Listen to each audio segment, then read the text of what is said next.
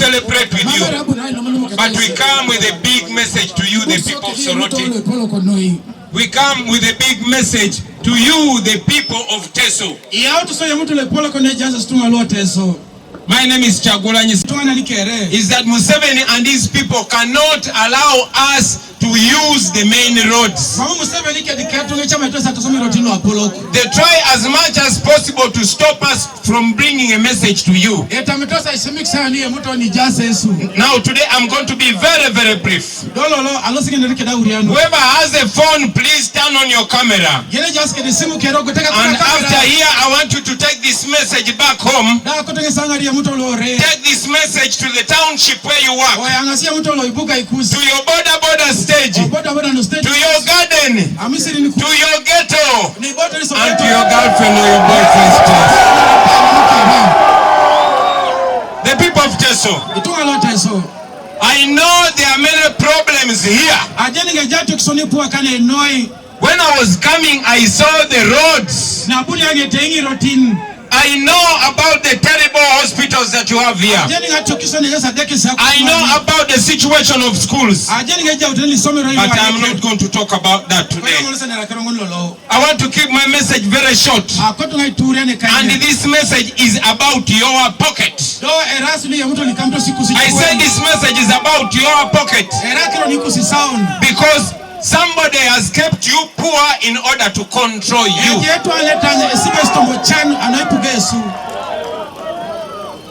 You heard a few days ago, 2 days ago, there was a fight in parliament. Because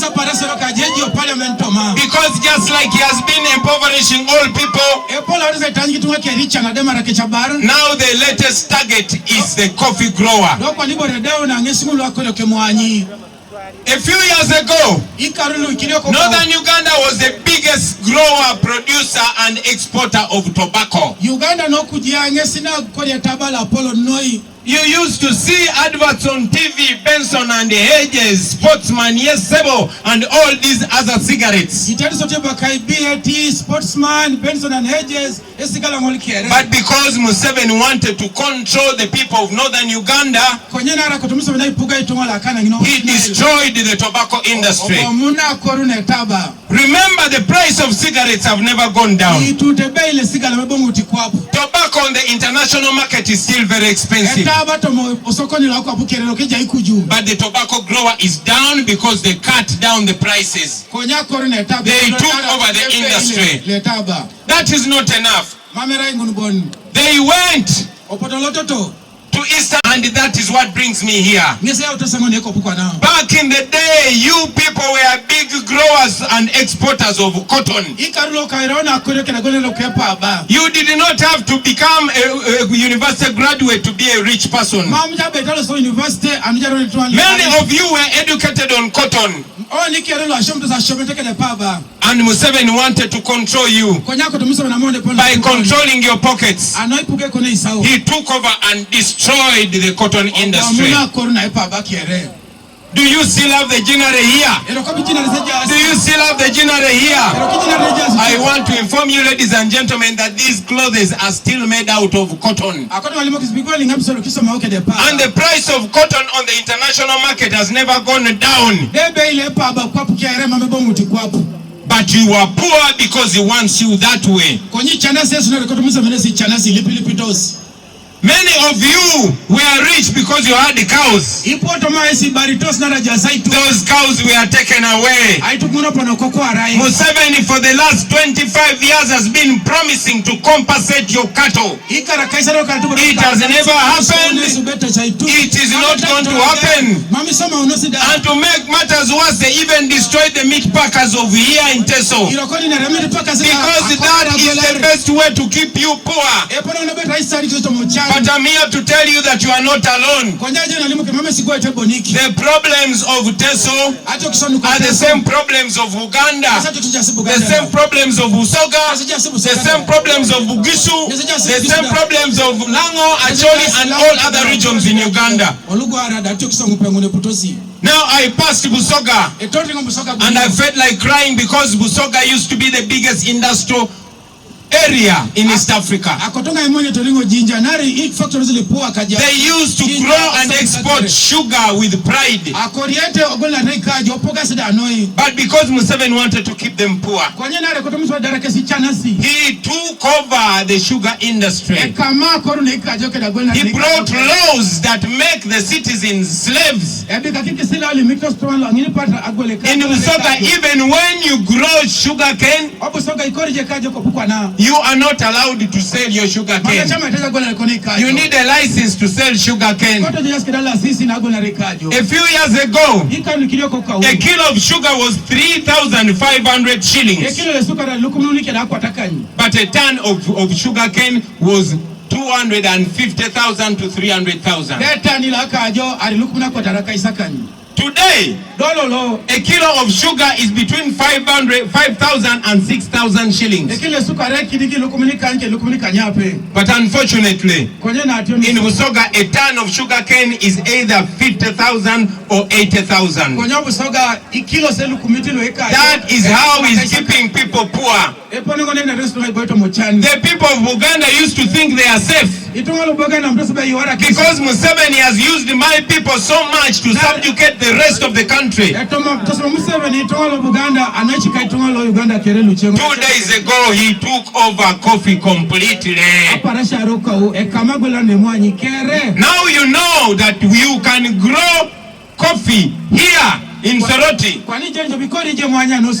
But your mwanyi will have to go to Ntungamo before your mwanyi can be again exported to Kenya. I could go on and on and on with those problems. But today I did not come to talk about problems. I want to talk about those problems so that I can talk about the solution. Now what is the solution? The solution is you and me and everybody here. I said the solution is you and me and everybody here. This is what we have to do. Number one, we have to unite. I say we have to unite because Museveni has played the game of divide and rule, dividing us along tribal lines, dividing us along religious lines. Now he's dividing us according to class. The poor on one side and the rich on one side. But I have to tell you, my brothers and sisters, that today in Uganda there are only two sides: the oppressed and the oppressor. And the oppressed are in every tribe. And the oppressors are also in every tribe. For example, I will tell you this. If Museveni wants to make the people of Teso poor, he's going to choose one person from Teso, overfeed him or her, make them rich, give them all the rights to commit crime, and that person is going to be used to step on everybody. That has happened here, that has happened in every region in Uganda. So we must unite along our problems because we have the same problems and the same solution. Number two, we have to put an end to Museveni's rule. I said we have to put an end to Museveni's rule. We have voted him out already. We must continue voting him out. But that is not enough. We must divide, we must devise, we must establish, we must coin out another solution that will escort the election. When we stand together firmly and say enough is enough, Museveni will be no more. And guess what will happen when Museveni is no more? All Ugandans are going to be equal. I want to tell you that Teso has ever been rich and Teso can be rich again. Cotton is still a cash crop and this soil can still grow cotton again. The fruits, the oranges and other fruits that you grow can be processed from here and marketed at better prices. There can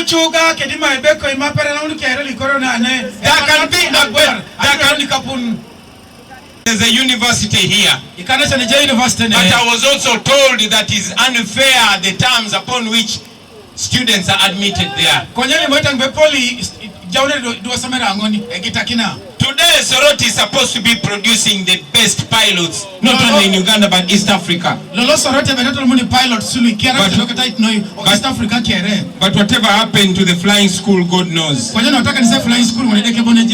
am here to tell you, my brothers and sisters, that these things can change. Don't just look at me as a solution alone. You also are a solution. To the young people here, you keep looking at politicians as solutions. But I'm here to remind you that politics is too serious a matter to leave only to the politicians. Get involved. Get involved. When I was watching there, I liked seeing young people here saying, I'm running in this constituency, I'm running in this constituency. Some of us are in danger. I am telling you this because I want everyone here to be like me. And it is possible.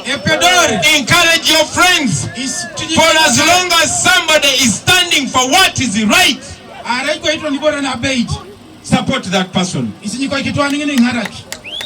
I say, for as long as somebody is standing for what is right, support that person. I know they are going to bring guns here. I know they are going to bring money here. But I'm here to remind you too that people power is stronger than people in power. Finally, I said finally, friend Captain Mike Mukula, that me and him, those countries, America, London, wherever we meet with him, we have always talked about something called the common good. There's something called the common good. One day, I was talking to him in America, and we said America is not well because the leaders are very good, but because the people are empowered. And the people of America and Europe are enjoying, not because they are very rich, but because there's what they call common good. In America, even if you are very poor, your poverty only ends in your house. I say, even if you are very poor, your poverty ends in the house. When you get out of your house, you are just as rich as any other American, because you are walking on good roads, you are going in good hospitals, the police serves you the same, and everything you are enjoying equally like the rich. But here in Uganda, I said here in Uganda, particularly here in Teso, even if you are very rich like Mike Mukula, your richness only ends in your house. When you get out of your house, you are as poor as any other person here in Teso. I want to ask you, what if he gets an accident in his very expensive Range Rover? Which hospital is he going to go to? That is when you realize that everything else is a lie. He's just as poor as anybody else. When you are the only rich person among 1,000 poor people, you are the 1,001 poor person. In a country that embraces common good, your poverty will not matter. So I keep telling those leaders that we should do things for the country, because we don't know when our families are going to need them. You might be very rich, but you don't know the girl your son is going to marry or the boy your daughter is going to get married to. That is why we believe that in the new Uganda, We should create opportunities so that no matter where that boy or girl is born, you could come from a grass thatched house down in Kaperabyong. But if you're talented and hardworking, your chances of making it in life are going to be 100%. But today in Uganda, even if you are stupid as Museveni's son, okay, no, did I say that? Did I say that? Even if they don't work, they have their slaves and their slaves are you. So I want us to come together and put an end to this slavery. I'm saying this because you need to hear it. This country belongs to all of us. The men and the women, the young and the old, the rich and the poor, the black and the brown. Finally, and very, very brothers and sisters, that this is not a dream. I am not dreaming. The things I'm talking about have ever happened here. Once upon a time, some of you are very young. You don't know that there was a time when planes would fly from Entebbe to Soroti and back. When I was in primary 2, we used to talk about railway transport, road transport, air transport, and water transport. All of that used to happen within Uganda. Now, apart from road transport, our children don't know any other kind of transport. So Uganda has gone back more than 50 years. We have to fix that. We will fix that. Pull out the way I deal with, man. You can't hear me talk to the people them. Let go. We are not calculated. My brothers and sisters, the things that I'm talking about, I am not dreaming. There was a time when every hospital in Uganda had medicines. You get an accident, you go to hospital, you don't pay anything, and you come out with new clothes because our taxpayers' money was working. Even in the days they tell us were bad days of Idi Amin and Milton Obote, these roads were better than they are today. The hospitals were better than they are today. The schools were better than they are today. So we are not dreaming. What I'm talking about has ever happened here, and it will happen here again. And all that will only happen when we remove Museveni and all those that are stealing tax. I want to salute